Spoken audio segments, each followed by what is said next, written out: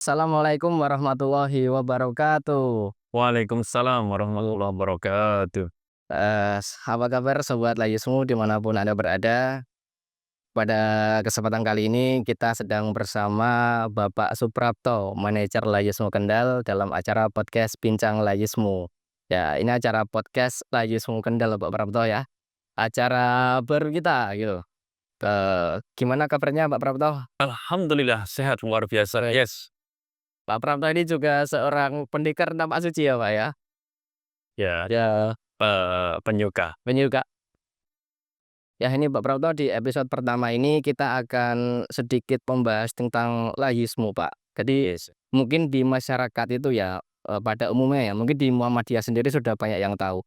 Tapi di masyarakat umum itu terkadang masih banyak yang belum tahu laisme itu apa gitu kan. Ada yang apa namanya menyangka laisme itu ambulan dan lain sebagainya gitu Pak. Kalau dari segi internal sendiri laisme itu apa gitu Pak?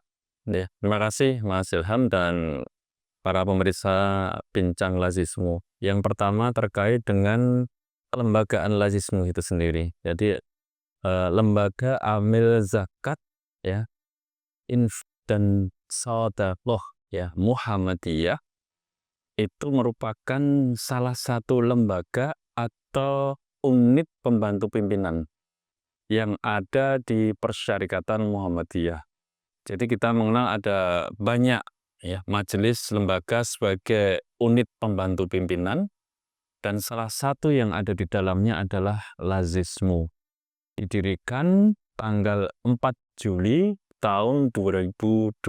Jadi alhamdulillah sampai sekarang secara resmi Lazismu kurang lebih sudah menuju usianya yang ke-23 tahun. Wah, luar biasa. Ini bukan usia yang masih ABG ya, Pak, ya. Kalau remaja itu udah mulai, apa ya, memasuki usia kematangan gitu ya. Eee, Sementara Laismu sendiri itu kan menghimpun, dana zakat juga infak ya, Pak, ya? J. Saya ingin bicara melebar dulu nggih, Mas. Jadi ada di dalam Quran ya, surat kedua Al-Baqarah ayat 43 bahwasanya Allah menyuruh untuk mendirikan sholat dan menunaikan zakat. Zakat, ya betul. Wa aqimus sholat wa atuz zakat warka'u ma'arroki'in. Jadi dirikanlah sholat, tunaikan zakat, dan rukuklah bersama orang-orang yang rukuk. Itu perintah bagi orang yang sudah memiliki kewajiban untuk berzakat. Kemudian di dalam Quran surat ke-9 At-Taubah ayat 103, nah, Allah memerintahkan pada Rasul, ya, dalam hal ini juga kepada orang-orang yang beriman, untuk memungut zakat yang tadi sudah diwajibkan kepada orang-orang kaya tadi. Jadi bunyinya adalah khud min amwalihim shadaqatan tutahhiruhum wa tuzakkihim biha washolli alaihim inna sholataka sakanulahum wallahu sami'un alim. Jadi ini ada perintah langsung dari Allah untuk memungut zakat dari harta mereka. Ya, sedekah ini para ulama sepakat bahwa ini yang dimaksud adalah zakat. Karena akan dilanjutkan dengan ayat tutahhiruhum untuk membersihkan harta mereka wa tuzakkihim biha dan untuk membersihkan jiwa mereka. Maka di sini disepakati ini zakat. Nah, perintah zakat atau memungut zakat, infak dan sedekah inilah yang menjadi dasar dari didirikannya lembaga. Laismu Laisiyasanya. Iya, jadi kita di sini bertindak sebagai amil zakat atau petugas yang diamanai untuk memungut zakat yang pelaksanaannya itu betul-betul atas perintah dari yang berwenang dalam ini negara. Kemudian turunannya kepada badan, kemudian turunannya kepada organisasi, turunannya kepada lazismu. Oh gitu. Lah sering saya lihat itu kok di tempat-tempat lain kok juga ada laismu juga gitu Pak. Misalnya di kota Jakarta ada laismu Jakarta, terus di kota Bandung juga ada Bandung. Lah itu seperti apa? Apakah itu menjadi satu kesatuan atau mereka itu bergerak sendiri-sendiri gitu Pak? Nggih, Mas Ilham. Jadi untuk kelembagaan lazismu sendiri, karena itu didirikannya secara di pusat ya, melalui surat keputusan pimpinan pusat Muhammadiyah, maka secara struktur lazismu memang ada di pusat. Kemudian sesuai dengan ketentuan undang-undang itu didirikanlah di tingkat provinsi.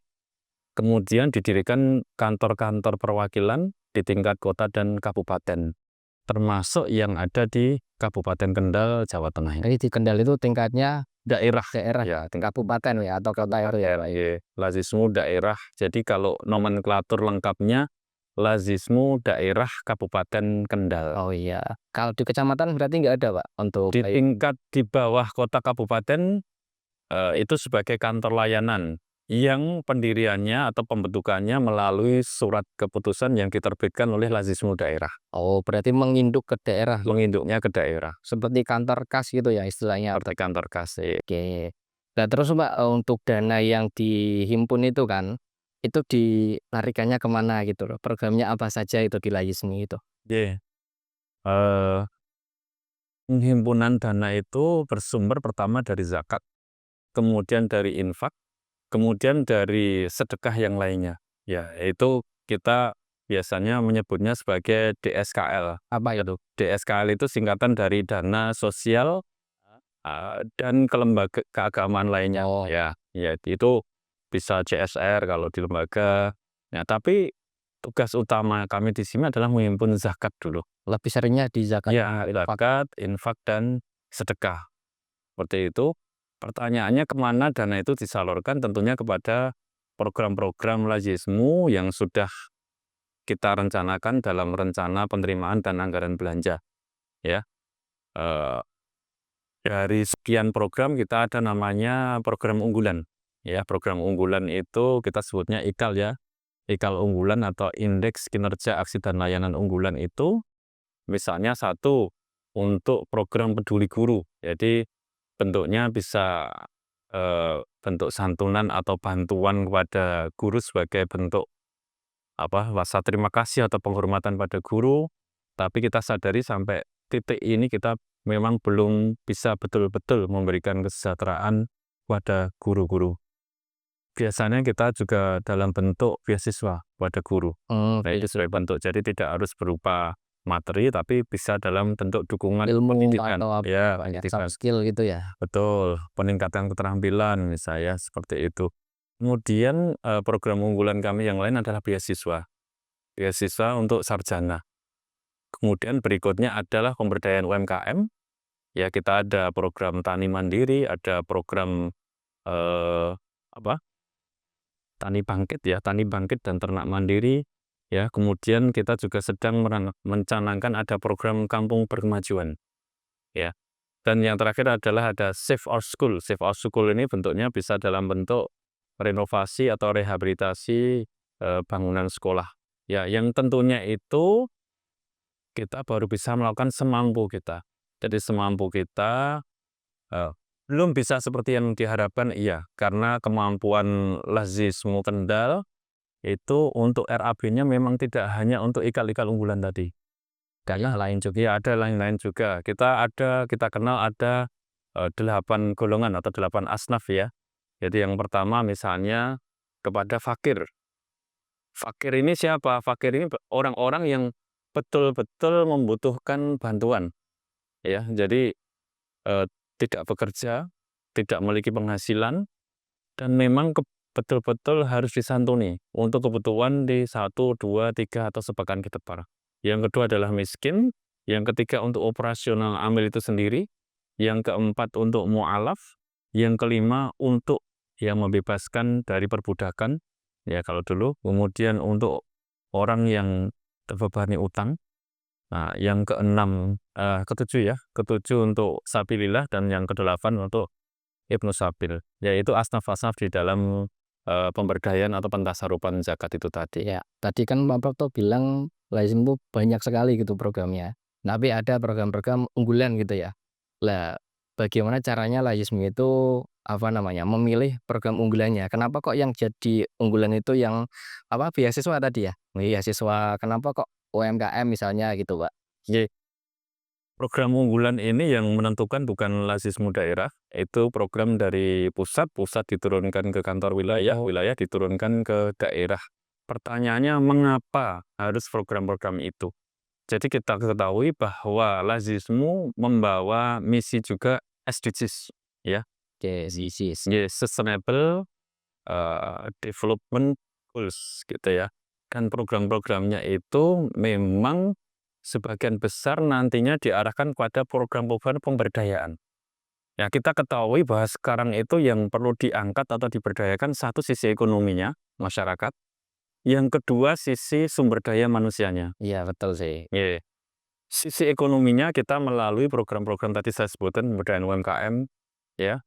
Alhamdulillah 2 tahun yang lalu kita sudah mulai, ya, memilih melalui program GJDC, ya, melalui rekomendasi dari takmir masjid untuk memberikan rekomendasi dari para jamaah, ya, yang bisa dikembangkan usahanya. Namun kita sadari sampai titik ini juga lazim menyadari kita lemah di pendampingannya. Ke depan kita akan lebih bersinergi lagi dengan majelis lembaga, ortom, organisasi otonomi yang terkait untuk bisa bareng-bareng menggarap program pemberdayaan UMKM ini. Yang kedua, untuk ekonomi ada Tani Bangkit. Sekarang kita sedang terus ini ya mencanangkan kegiatan konservasi alam juga pemberdayaan ekonomi. Kita pusatkan di Desa Genting Gunung, yaitu dengan penanaman pohon alpukat di lereng Gunung Prau. Jadi konservasinya alam dapat, pencegahan kebencananya dapat, ekologisnya dapat, taninya juga terberdayakan. Senang juga ya Pak ini, ekonominya bangkit, terus lahannya juga terselamatkan gitu. Selamat. Jadi saya nggak paham yang apa GJDC itu apa maksudnya Pak? GJDC adalah program dari PP Muhammadiyah juga, singkatan dari Gerakan Jamaah Dakwah Jamaah. Ya, ini sudah diinisiasi kurang lebih 2 tahun yang lalu di Kendal dan sudah dirumuskan timnya. Hanya sampai sekarang ada 3 pilar ya yang sebenarnya kita canangkan waktu itu.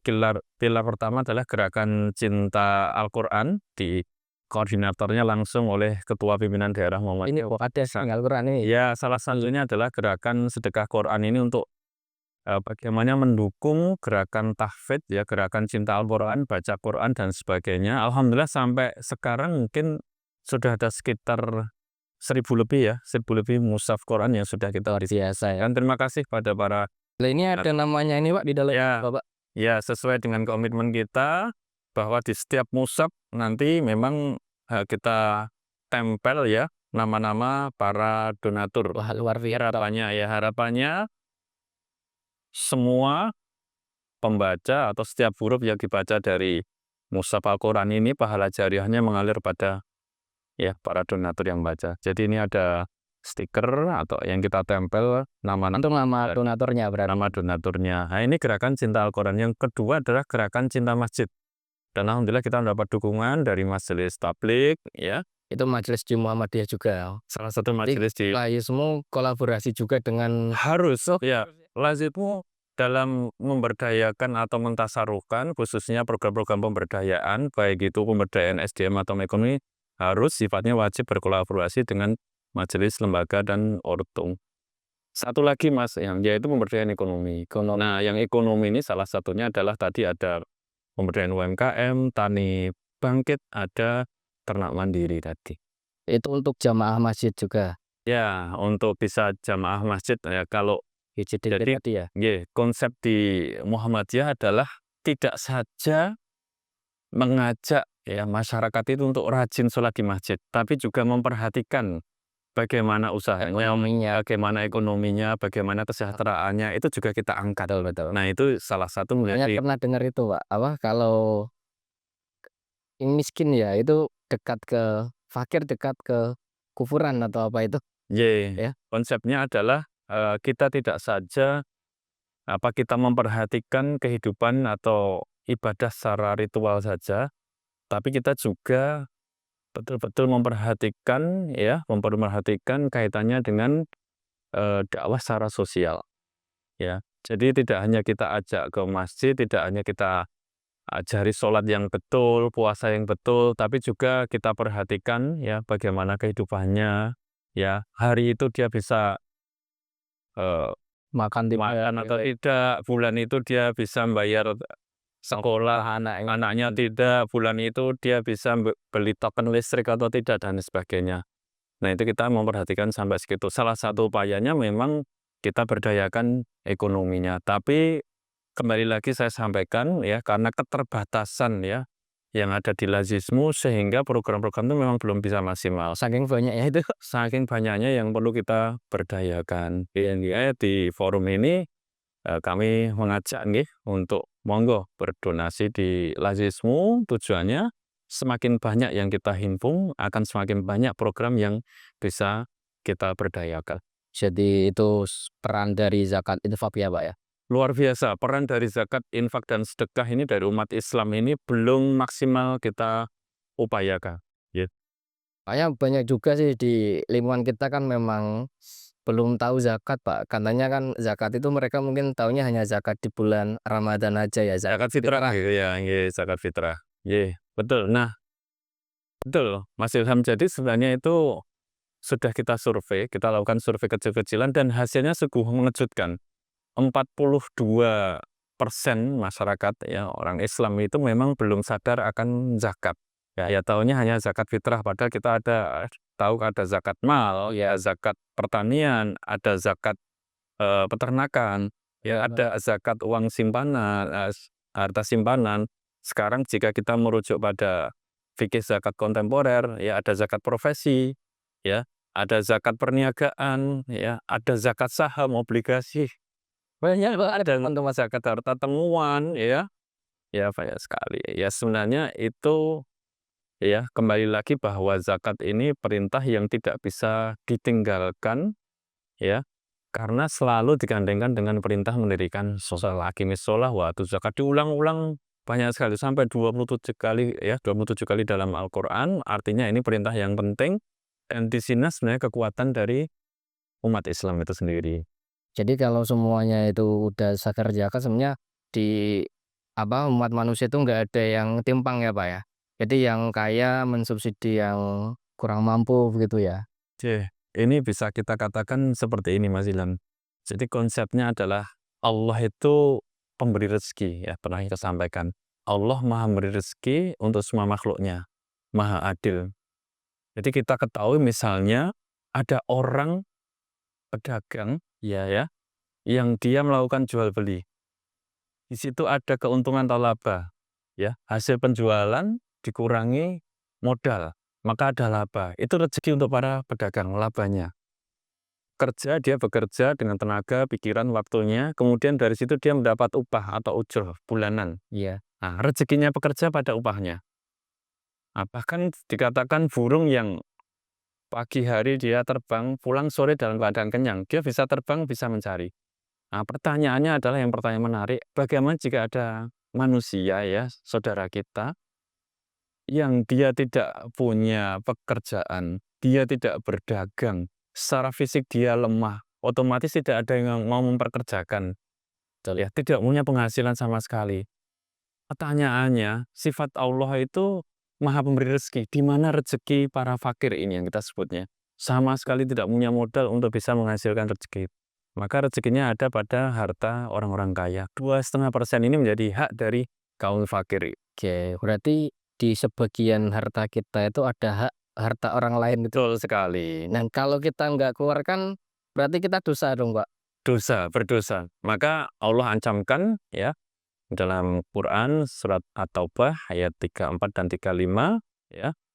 Ya, ancaman untuk orang-orang yang enggan mengeluarkan zakat dari hartanya itu ya artinya kurang lebih besok emas dan perak yang mereka simpan, yang mereka enggan dibayarkan hartanya itu ya, itu akan dipanaskan, dimasukkan ke setrika, kemudian disetrikakan ke dahi mereka, ke perut mereka, ya, ke punggung mereka, ya.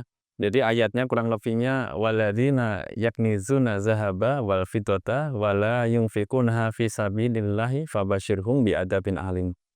Jadi orang-orang dan orang-orang yang enggan mengeluarkan zakat dari hartanya itu, ya, maka beritakanlah kepada mereka akan azab yang pedih. Wah. Ya, yauma yuhma 'alaiha fi nari jahannama fatukwa biha jibahuhum wa junubuhum wa dhurum.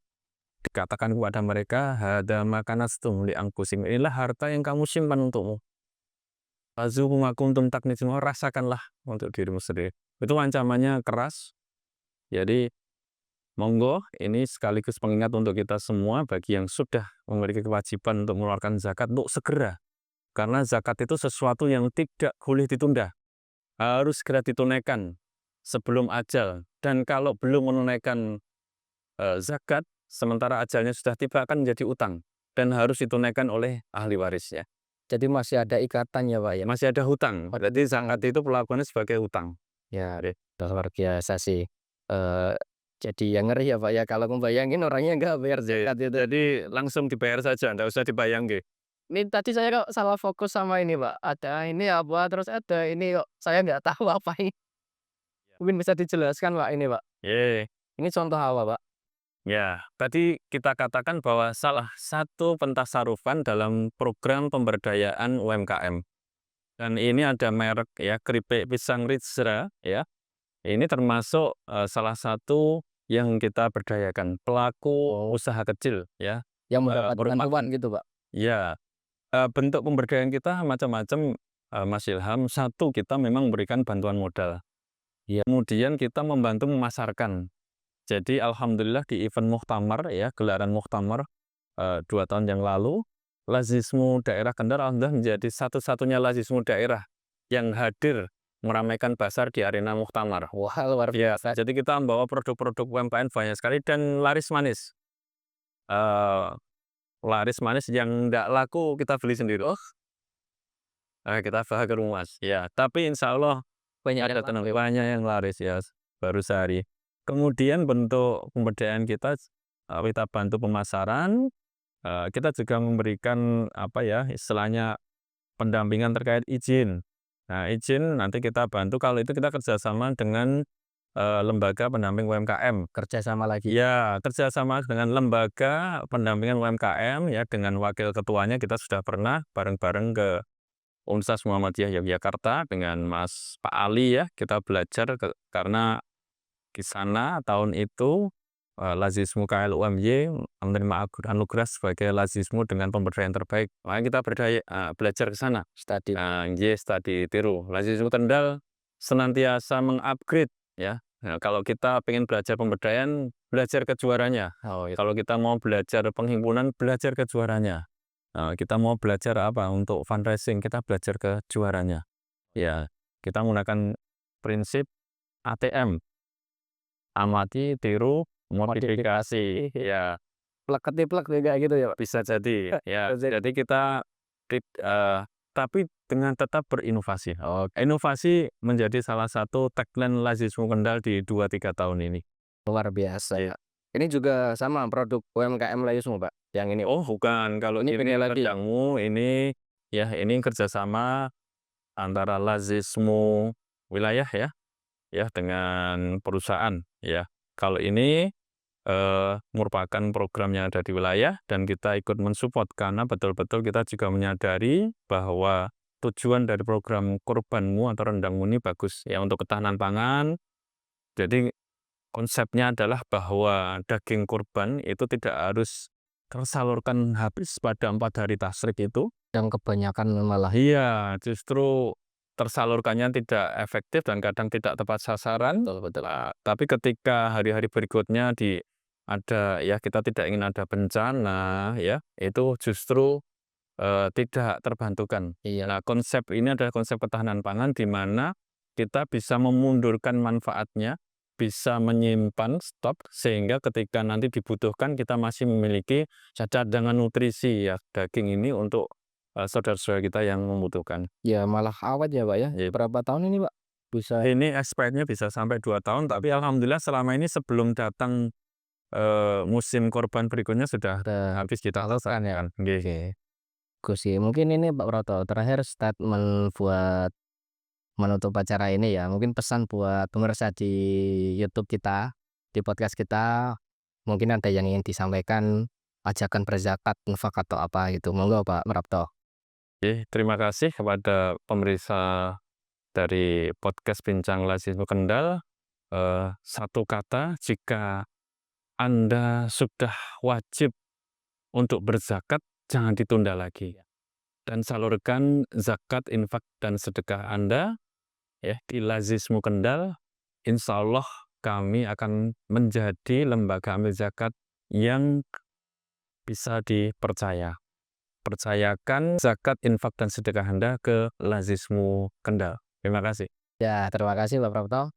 Ya mungkin itu juga sekalian menutup jumpa kita pada kesempatan kali ini ya.